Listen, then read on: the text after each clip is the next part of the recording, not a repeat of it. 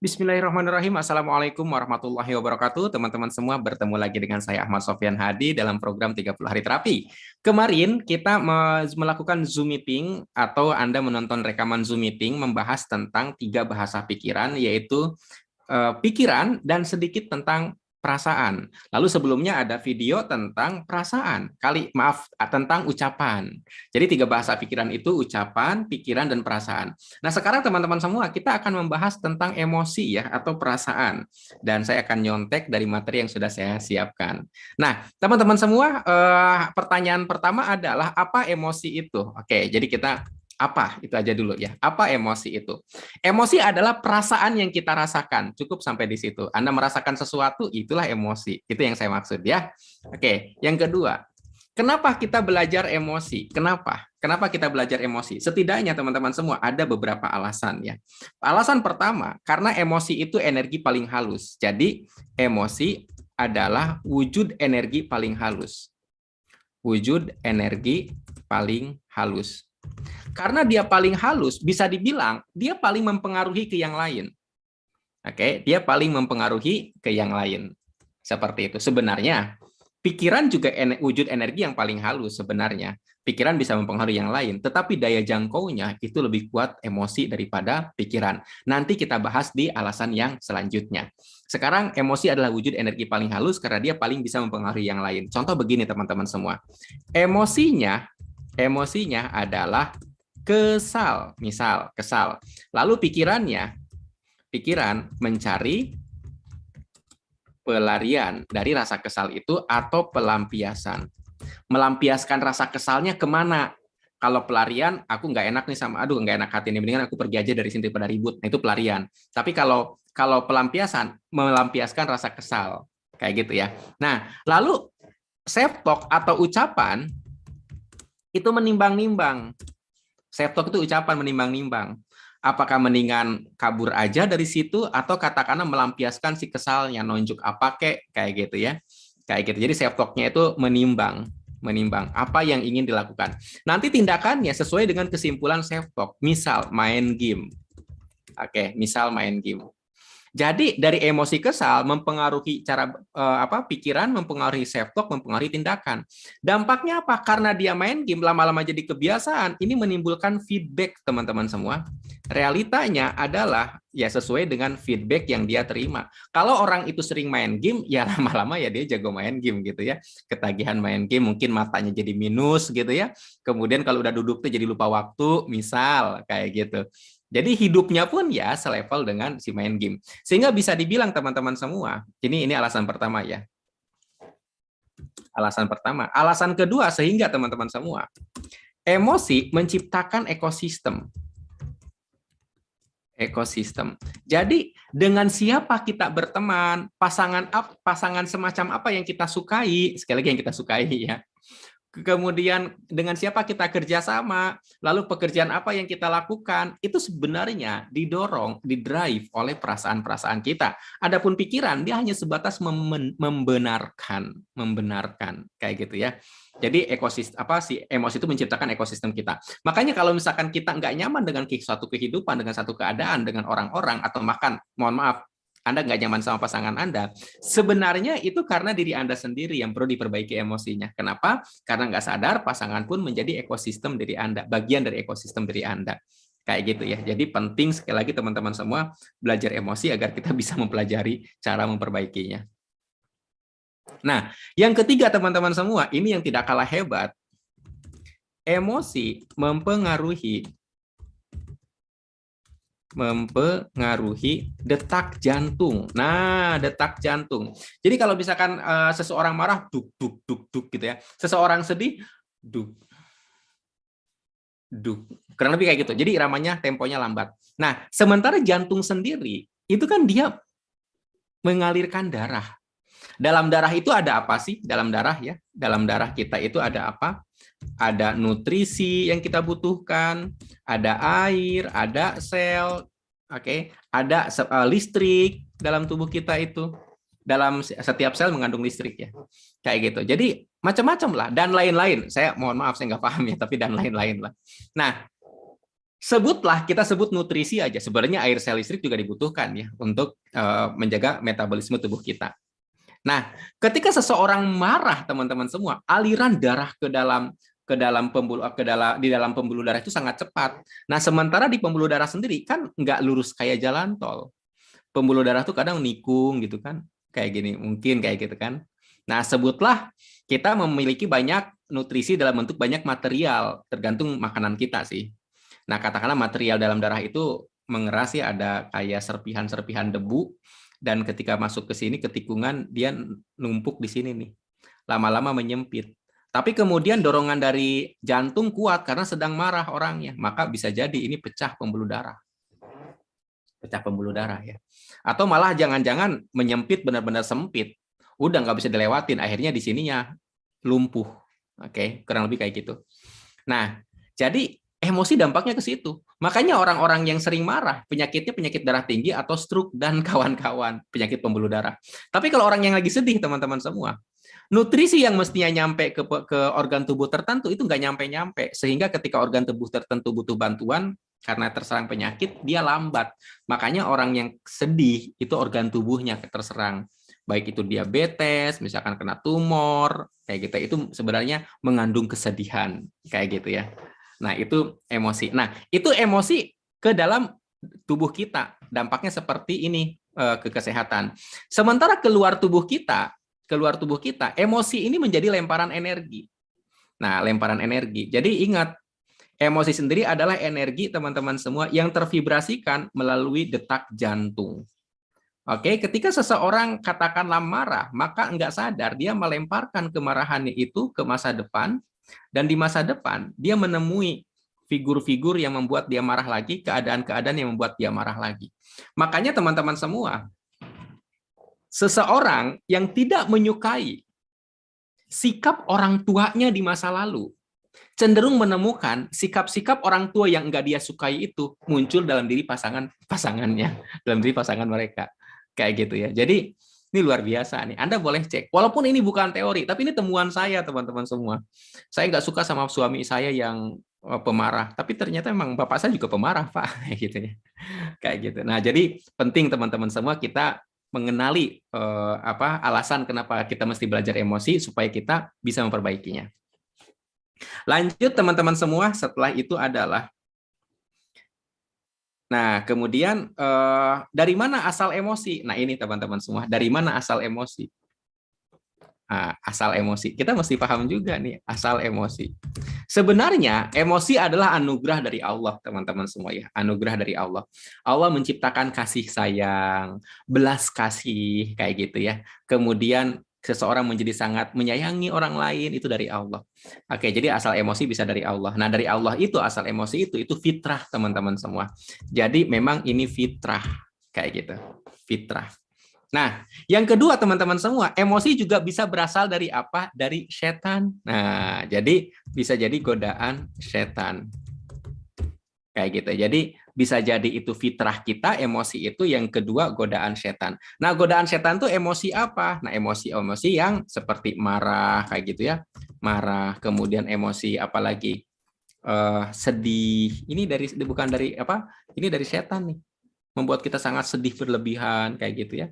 Kemudian apalagi takut kayak gitu, takut kayak nggak kenal Allah aja kok sampai takut misalnya, itu dari setan. Jadi setan itu sebenarnya bukan menciptakan emosi tapi memperbesar, memperbesar emosi negatif kita. Pertanyaannya kenapa kok setan bisa masuk kayak gitu ya? Kenapa setan nggak masuk? Karena kita pernah tidak ikhlas. Oke, pernah tidak ikhlas. Ingat, orang yang tidak ikhlas udah pasti digoda setan, udah pasti teman-teman semua. Udah pasti. Jadi sangat mungkin awalnya emosi kita tuh kecil, kesedihan kita itu kecil. Oke, tapi ketika kita tidak ikhlas terhadap satu peristiwa, maka setan masuk, jadi membesar. Oke, jadi si setan itu hanya memperbesar aja. Bibit-bibitnya memang tetap dari kita. Nah, tidak ikhlas terhadap apa? Terhadap sebuah peristiwa. Jadi sebenarnya pemicunya memang peristiwa. Ada peristiwa di masa lalu yang membuat seseorang tidak ikhlas, dan tidak ikhlas itu artinya apa? Ya artinya marah, sedih, kecewa, takut, merasa bersalah dan macam-macam, itu tidak ikhlas. Kalau ikhlas mah lempeng, lepas saja ya, ridho kayak gitu. Nah, jadi ini karena tidak ikhlas. Nah, berarti nanti ini mempengaruhi cara kita memperbaiki emosi. Kayak gitu. Nah, lalu dari mana kemudian kita memperbaiki emosinya? Nah, setelah Anda tahu tentang hal ini, dari mana kita memperbaiki? Hakikatnya begini teman-teman semua. Pertama, suka nggak suka, minta tolong kepada Allah. Minta tolong kepada Allah. Contoh gini, ada seorang istri tidak menyukai suaminya karena sebutlah pernah berkonflik yang sangat hebat, tapi kemudian suaminya berubah. Cuma istri ini sulit sekali untuk menerima. Maka minta tolong kepada Allah.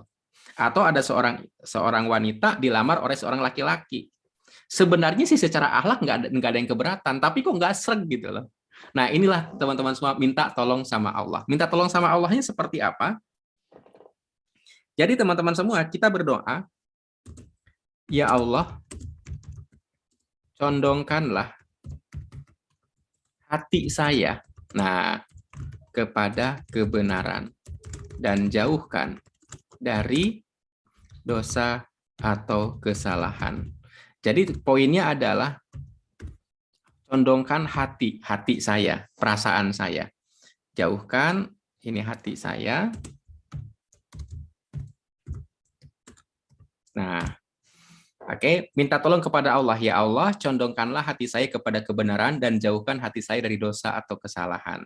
Jadi suka nggak suka Anda mesti berdoa, teman-teman. So, minta tolong kepada Allah agar hati Anda dipelihara. Kurang lebih seperti itu ya.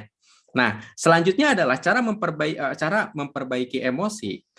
Yang kedua adalah lakukan ruqyah mandiri. Lakukan ruqyah mandiri. Sebab apa? Sebab memang godaan iblis, godaan setan ini luar biasa, teman-teman semua. Kadang kita nggak menyadari kalau sebenarnya ada. Bahkan ada orang yang entah kenapa gampang emosi gitu ya. Ketika melakukan ruqyah mandiri, nggak taunya banyak binatang-binatang melata keluar dari rumah. Oh, itu udah indikasi sihir ya, indikasi sihir. Jadi setelah itu dia menjadi tenang, lega gitu. Oh, ternyata emosi marah itu dipengaruhi oleh, mohon maaf ya, gangguan setan lah ya, gangguan jin. Nah, jadi makanya penting untuk melakukan ruqyah mandiri kayak gitu. Nah, lewat apa? Anda sudah praktek membaca Al-Baqarah ya. Nah, kemudian teman-teman semua lakukan terapi untuk trauma masa lalu. Nah, lakukan terapi untuk trauma masa lalu. Kayak gitu. Jadi ini juga teman-teman semua, emosi-emosi kita walaupun kita sudah melakukan ruqyah tapi masih ada bibit-bibit bencinya, ya si setan balik lagi gitu kan. Makanya banyak kasus sebenarnya udah diruqyah tapi kok balik lagi karena memang bibit-bibit bencinya masih ada, bibit-bibit sedihnya masih ada, meratapi nasib sendiri masih ada. Bahkan kadang-kadang menyalahkan Allah juga masih ada, nggak sadar.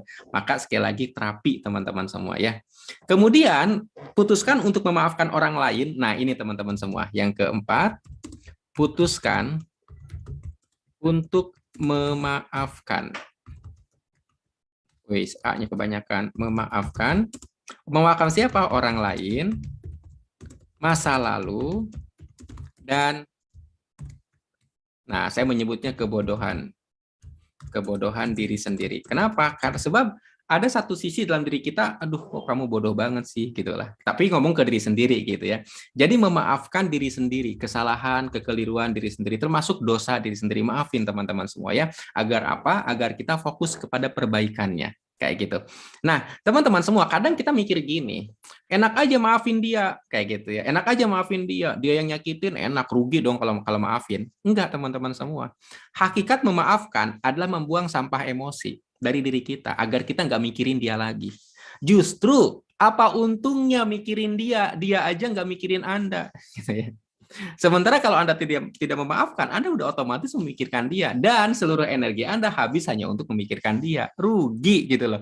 Maka lepaskan kayak gitu ya, maafkan. Maafkan mereka, maafkan masa lalu, maafkan diri sendiri kayak gitu. Nah, memaafkan dengan cara seperti apa? Lakukan terapi Ho'oponopono ya atau istighfar. Jadi itu efektif. Tinggal Anda bayangkan kejadian-kejadian yang membuat Anda tidak nyaman, lalu terapi Ho'oponopono atau istighfar ya.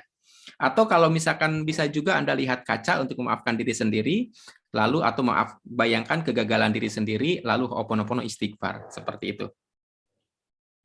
Selanjutnya teman-teman semua, pilihlah untuk bersyukur. Nah, ini teman-teman semua. Pilihlah untuk bersyukur.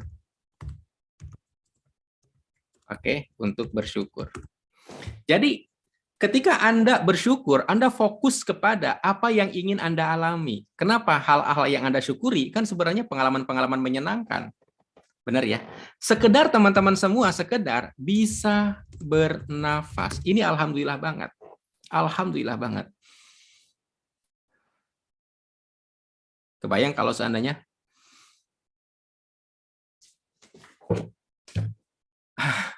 nggak bisa dihembuskan, astagfirullahaladzim. Atau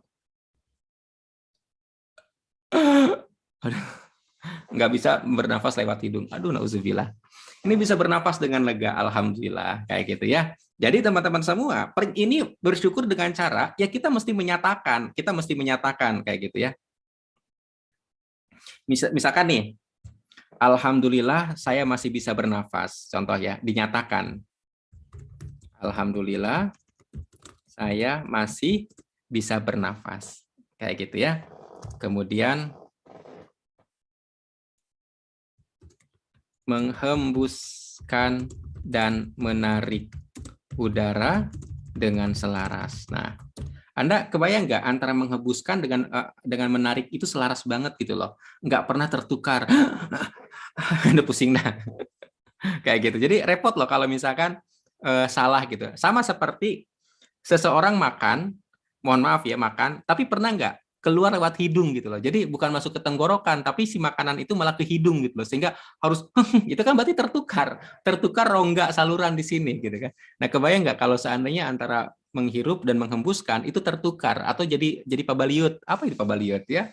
Kayak gitu. Pokoknya Anda bisa luar biasa merasa nyaman sekali ketika bisa menghembus dan menarik nafas, menarik udara dengan selaras. Itu luar biasa teman-teman semua ya. Nah, kemudian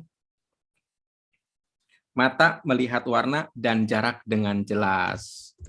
Mata melihat warna dan jarak dengan jelas. Nah, kebayang kalau seandainya seseorang nyebrang jalan ternyata ketabrak. Terus kata yang nyebrang itu, saya kira Anda masih jauh. Astagfirullahaladzim. Kita bersyukur teman-teman semua bisa membedakan jarak dengan jelas gitu ya. Dan bisa membedakan warna, mana warna. Ini saya pakai baju warna hitam ya, alhamdulillah. Kemudian saya memilih bahagia. Nah, baru kemudian kita buat saya memilih bahagia dan menjalani hidup dengan ikhlas. Nah, kayak gitu ya. Jadi alhamdulillah saya masih bisa bernafas, menghembuskan dan menarik udara dengan selaras, mata melihat warna dan jarak dengan jelas, saya memilih bahagia dan menjalani hidup dengan ikhlas. Ya Allah, senang banget bisa kayak gini ya. Nah, ini teman-teman semua, perasaan tuh nyaman kayak gitu. Jadi sebenarnya ucapan-ucapan bisa mempengaruhi perasaan, bisa mempengaruhi pikiran sebenarnya. Jadi perasaan itu nggak bisa berdiri sendiri ya, Anda mesti menyatakan juga. Makanya teman-teman semua, kalau Anda sering berzikir dan menghayati konten zikirnya, itu juga bisa membuat hati menjadi tenang, menjadi damai, kayak gitu ya. Jadi mengingat Tuhan membuat hati menjadi damai, menjadi tenang, itu benar. Asal benar-benar selain diucapkan, juga dipikirkan, pikirannya ngikutin gitu loh, bukan ngejar target ya. Kayak gitu. Nah, itu tips yang kelima. Nah, selanjutnya yang keenam, teman-teman semua. Ketika misalkan seseorang, yang keenam nih, terhadap pengalaman yang tidak nyaman, oke, terhadap pengalaman yang tidak nyaman, pilihlah untuk lepaskan dan ikhlaskan. Jadi, lepaskan dan ikhlaskan. Jadi jangan dipegang gitu loh, jangan diingat, jangan dipendam, jangan disimpan. Tapi pilihlah untuk lepaskan dan ikhlaskan. Caranya gimana melepas dan mengikhlaskan? Sekali lagi kita pakai ucapan teman-teman semua ya. Kita pakai ucapan, saya terima ya Allah, saya ridho dan ikhlas dengan takdirmu. Oke. Saya pasrahkan kedamaian hati saya kepadamu. Nah, kayak gitu ya. Jadi saya terima ya Allah. Ketika Anda mengalami kejadian yang tidak menyenangkan, ingat mantan, ingat siapa ya? Saya terima ya Allah, saya ridho dan ikhlas dengan takdirmu. Saya pasrahkan kedamaian hati saya kepadamu. Misal, seperti itu ya. Jadi ini teman-teman semua. Nah, selanjutnya adalah apa yang terjadi kalau kita bisa memperbaiki emosi? Nah, kita balik lagi ke bahasa pikiran, teman-teman semua. Ke bahasa pikiran. Ingat, bahasa pikiran itu ada ucapan, kayak gitu ya. Ada pikiran, ada perasaan. Perhatikan. Dan sebenarnya ada satu lagi, yaitu ada realitas. Oke, ada realitas gitu ya. Jadi ada ucapan, ada pikiran, ada perasaan, ada realitas. Nah, teman-teman semua, ketika Anda merasa bahagia, ini perhatikan nih, ini bagusnya saya bikin kolom kali ya. Dari perasaan dulu deh, perasaan. Perasaan misalnya perasaannya marah. Oke, perasaannya marah. Kalau Anda perasaannya marah kepada pasangan misalkan. Lalu pikiran Anda, pikirannya apa misalnya? Atau jangan marah deh, sedih. Perasaannya sedih, teman-teman semua. Terus pikiran ingin bahagia. Oke, ingin bahagia. Dengan cara apa? Oh, kalau diperhatikan enak kali ya, kalau diperhatikan. Perhatikan. Jadi dari perasaannya sedih, pikirannya ingin bahagia kalau diperhatikan. Makanya akhirnya mencari perhatian. Nah, realitas yang muncul teman-teman semua bisa jadi seperti ini loh. Walaupun pikirannya udah positif, dia ingin bahagia, yaitu kalau diperhatikan. Makanya pengen diperhatikan kan, ingin diperhatikan dampaknya. Realitasnya jadi apa? Mudah sakit. Ini nggak sadar. Mudah sakit. Ini jadi mudah sakit. Kenapa sih kok mudah sakit? Karena dengan sakit itulah dia mendapatkan perhatian agar menjadi bahagia. Tapi sebenarnya ini kan bikin sedih juga mudah sakit itu, bener nggak? Mudah sakit itu bikin sedih. Sakit lagi, sakit lagi. Nah, tapi begitu teman-teman semua. Gara-gara perasaannya sedih, walaupun Anda sudah berpikir positif untuk bisa diperhatikan, untuk bahagia, tapi realitas yang terjadi itu sakit, teman-teman semua. Realitasnya. Beda kalau seandainya Anda bahagia di sini. Bahagia. Lalu pikirannya bersyukur, oke? Bersyukur. Karena ngerasa bahagia udah nggak pengen diperhatikan lagi, tapi pikirannya bersyukur. Mengingat hal-hal yang disyukuri. Sehingga realitasnya apa? Nah, mendapatkan saudara, perhatian, rezeki, kayak gitu ya. Jadi macam-macam lah. Bahkan mendapatkan ketulusan. Wih, ketulusan. Kalau ngasih nggak tulus kan nggak enak ya. Ini ketulusan. Kayak gitu. Jadi sebenarnya perasaan ini teman-teman semua menentukan ujungnya, menentukan realitasnya. Nggak peduli Anda sudah berpikir positif atau berpikir negatif, nggak peduli. Tapi kalau seandainya perasaan Anda bahagia, itu realitasnya bahagia, teman-teman semua. Ini yang sering terjadi. Jadi pernah nggak Anda ngerasa kayak gini, saya sudah berpikir positif nih, tapi kenapa hasilnya mengecewakan? Kayak gitu. Itu karena ada perasaan negatif yang menyertai di balik pikiran positif itu. Jadi makanya mesti beresin si perasaan-perasaan negatifnya. Kayak gitu. Nah, terus kemudian apa dampaknya kalau Anda merasa bahagia ya? Yang penting itu adalah merasa bahagia, kemudian merasa kaya, nah, kemudian merasa dicintai. Nah, merasa dicintai lalu merasa berdaya. Kebalikan dari berdaya itu merasa lemah, tak berdaya ya. Ini merasa berdaya. Jadi penting untuk merasa berdaya, merasa dicintai, merasa kaya, merasa bahagia. Nah, saran saya teman-teman semua, Anda bisa bikin rumus sebenarnya ya. Dari merasa bahagia. Saya merasa bahagia bila apa? Udah sebut bila bernafas.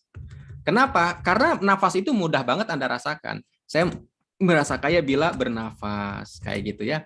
Saya merasa dicintai bila bernafas. Nah, nanti kita bahas ya. Bernafas. Kemudian saya merasa berdaya bila bernafas. Perhatikan teman-teman semua. Kenapa Anda merasa bahagia bila bernafas? Anda bayangkan kalau Anda nggak bisa bernafas. Oke, sebutlah nafasnya sesak banget. Dan mohon maaf, ketika seseorang berhenti bernafas dalam pengertian dia meninggal, maka terputuslah amal ibadahnya. Kita sudah tidak bisa menambah amal ibadah lagi. Udah terputus. Kalau seandainya kita punya keburukan, keburukan itu terus saja bertambah ketika orang lain melakukan keburukan kita. Ketika seseorang pernah memajang foto, katakanlah foto yang sangat bagus sampai mohon maaf merangsang orang-orang, maka sepanjang foto itu belum dihapus, meskipun orang yang sudah meninggal, itu berarti menciptakan keburukan kepada orang lain. Itu dosanya terus ngalir, teman-teman semua ya. Kayak gitu. Nah, kebayang kalau seandainya kita keburu meninggal sebelum memperbaiki itu semua. Maka hidup adalah kesempatan untuk beramal, untuk bertaubat. Kurang lebih seperti itu. Kemudian saya merasa kaya bila bernafas. Iyalah, kalau seandainya nafasnya sesak, itu pembuluh darah jantung lagi suka ada kan orang yang sesak nafas kemudian di ring. Itu luar biasa itu. Berarti kita tanpa ring udah cukup. Itu ring itu berapa? Ratusan juta, 150 juta setidaknya. Kayak gitu. Saya merasa dicintai bila bernafas. Iya, Allah tuh mencintai kita ya Allah gitu ya. Terima kasih ya Allah, cintamu luar biasa. Saya merasa berdaya bila bernafas. Oh iya jelas. Kayak gitu. Jadi dari nafas kita bisa punya banyak akibat, dampak, yaitu merasa bahagia, kaya, dicintai, dan berdaya. Cukup. Nah, ketika kita merasa bahagia, kaya, dicintai, dan berdaya, itu perasaan-perasaan yang sangat powerful, teman-teman semua ya. Maka teman-teman semua, dampaknya apa? Kita akan menarik. Nah, menarik situasi, orang, benda, keadaan yang membuat bahagia, kaya, yang membuat kita kaya, dicintai, atau berdaya. Seperti itu. Dengan kata lain, kalau seandainya kita ketemu dengan situasi orang, benda, keadaan yang membuat menderita, miskin, dicampakkan, lemah, berarti ada program, ada perasaan-perasaan yang tidak layak yang kita miliki sebenarnya. Nah, teman-teman semua ingat, balik lagi ke merasa bahagia, kaya, dicintai, dan berdaya, ini bisa apa aja. Bisa jadi uang, bisa jadi bukan uang, apapun itu, nggak penting masalah uang atau bukan uang. Contoh, teman-teman semua. Contoh, perhatikan, ada seseorang punya uang 2 miliar, lalu ada seseorang punya uang 500 juta. Ini kisah nyata nih. Walaupun saya angka-angkanya saya ganti-ganti ya. Menurut Anda siapa yang lebih kaya? Yang jelas lah lebih kaya 2 miliar daripada yang 500 juta. Tapi perhatikan, ada sebuah rumah, teman-teman semua. Ada sebuah rumah. Rumah mewah nih, sebutlah ya rumah mewah. Ada rumah mewah. Si orang kaya ingin beli rumah ini. Ingin beli rumah ini. Terjuallah 2 miliar. 2 miliar. Berarti rumahnya, uangnya keluar tuh untuk 2 miliar rumahnya. Orang yang berbeda ternyata pengen juga rumah yang seperti ini. Kurang lebih gitu ya, seperti ini. Katakanlah di sebelahnya. Modelnya sama, ukurannya sama. Tapi dia punya uang 500 juta. Ternyata teman-teman semua, karena satu hal, si pemilik rumah, ternyata orang yang punya uang 500 juta ini dia kenal, ini anak dari, ini dulu guru saya, dia itu katanya, kayak gitulah ya, kerabat lah atau apalah. Oh, kakek kamu tuh ternyata guru saya, kayak gitu. Sehingga dia akhirnya menjual dengan harga 500 juta. Artinya apa? Ternyata kan nggak lebih rendah, nggak lebih tinggi nilainya. 2 miliar dengan 500 juta pada akhirnya sama-sama bernilai rumah. Kayak gitu. Dia mengeluarkan 5 miliar, 2 miliar, ini mengeluarkan 500 juta untuk rumah yang sama. Dan masalah kemudian alasannya kenapa bisa 500 juta, hakikatnya Allah bisa atur. Bisa atur. Kayak gitu. Jadi bukan fokus kepada uang. Uang hanya salah satu benda saja. Hanya salah satu cara saja. Tapi fokuslah kepada rasa bahagia, rasa kaya, rasa dicintai, dan rasa berdaya. Sebab apa? Dia hanya akan menarik hal-hal sejenis. Nggak peduli Anda uangnya berapa, yang penting Anda kaya itu aja. Apa itu kaya? Anda gampang banget mendapatkan sesuatu dengan mudah. Sekarang contoh lagi teman-teman semua, minyak goreng. Minyak goreng sekarang dibeli 49.000, katakanlah ya 2 liter. Mohon maaf ya kalau saya salah ya. 2 liter atau 1 liter, saya nggak tahu lah, 50.000 katakanlah per liter. Sebutlah per liter ya. Sebutlah per liter. Sementara teman-teman semua, dulu itu beli katakanlah 12.000 per liter. per liter. Nah, 12.000 per liter. Maka sebenarnya uang dulu dengan uang sekarang itu kan bisa dibilang 12.000 dengan 49 ini bisa dibilang selaras, sama karena sama-sama menghasilkan 1 liter minyak goreng, sebutlah demikian. Nah, yang menarik teman-teman semua, sebelum ini terjadi, karena saya jualan, jadi saya tuh jualan untuk sekolah, untuk anak saya itu jualan minyak goreng. Saya itu beli teman-teman semua beberapa liter untuk dijual lagi, tapi ternyata mohon maaf nggak laku. Setelah itu ternyata minyak goreng mahal, kan? Akhirnya kami beruntung banget nggak ngejual minyak goreng itu. Ngerasa beruntung banget. Walaupun uangnya nggak seberapa kayak gitu ya, tapi ini bukan masalah uang kayak gitu, masalah kemampuan kita mengakses sumber daya. Nah, ada lagi teman-teman semua, ini kisah nyata lagi nih. Ada orang yang kemudian orang tua sangat kaya dan dia mantan pejabat, kena gagal ginjal sehingga mengharuskan cuci darah. Tapi di rumah sakit itu, kapasitas cuci darah itu terbatas, alatnya itu terbatas. Sehingga dia kemudian menghubungi dokter spesialis untuk minta jadwal untuk cuci darah. Ternyata si dokter spesialis juga sudah punya daftar pasien yang perlu cuci darah. Dan si dokter spesialis itu mesti menentukan pasien mana yang harus didahulukan. Akhirnya ada satu pasien, ini berasal dari keluarga tidak mampu, tapi kemudian dia punya anak 3, masih kecil-kecil, usianya masih 30 tahun, sementara ini mantan pejabat usianya 70 tahun, cucu-cucu anak-anaknya udah pada merdeka, udah pada mandiri. Akhirnya si dokter ini milih si orang yang tidak mampu ini. Jadi bukan masalah uang gitu kan, tapi masalah kemampuan mengakses sumber daya. Nah, sekali lagi teman-teman semua, fokuslah kepada rasa bahagia, sebab dia bisa menarik uang. Kalau Anda fokus kepada uang, belum tentu itu bisa menciptakan rasa bahagia, bergantung emosi Anda sebelumnya. Oke, teman-teman semua, itu saja materi kali ini. Terima kasih. Assalamualaikum warahmatullahi wabarakatuh.